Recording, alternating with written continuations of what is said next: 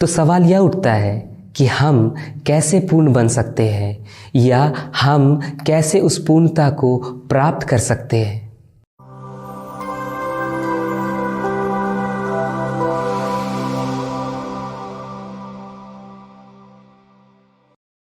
ख्रिस्त में मेरे प्रिय भाइयों और बहनों, आज का सुसमाचार मत्ती अध्याय 5 पद संख्या 43 से लिया गया है।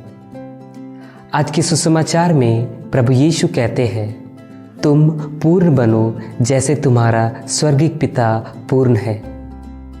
पर हम सभी जानते हैं कि हम अपनी कमजोरियों एवं गलतियों के कारण पूर्णता तक पहुंचने में असफल हो जाते हैं।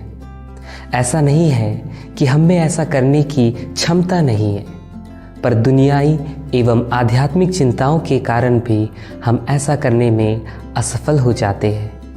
तो सवाल यह उठता है कि हम कैसे पूर्ण बन सकते हैं या हम कैसे उस पूर्णता को प्राप्त कर सकते हैं। इस सवाल का जवाब हमें आज के पाठ में स्पष्ट रूप से पढ़ने को मिलता है, जहां प्रभु यीशु कहते हैं, अपने शत्रुओं से प्रेम करो और जो तुम पर अत्याचार करते हैं उनके लिए प्रार्थना करो।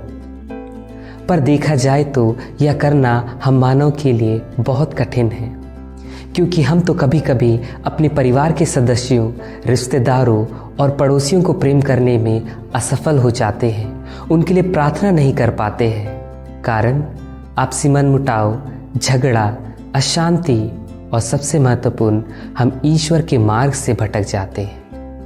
पर जब आज प्रभु यीशु हमसे कहते हैं, अपने शत्रुओं से प्रेम करो और जो तुम पर अत्याचार करते हैं उनके लिए प्रार्थना करो, तो वह हमें यह बताना चाहते हैं कि तुम मेरे अनुयायी बनो, मेरा अनुसरण करो और तुम पूर्ण बनो। यह कार्य कठिन तो है, पर असंभव नहीं, क्योंकि प्रभु यीशु ने स्वयं अपने जीवन काल में यह करके दिखाया है। बाइबल हमें स्पष्ट रूप से बताती है कि कैसे प्रभु यीशु ने अपने शत्रुओं से प्रेम तथा अपने अत्याचारियों के लिए प्रार्थना की। और सबसे बड़ा उदाहरण हमें देखने को मिलता है जब प्रभु यीशु क्रूस पर टंगे हुए थे।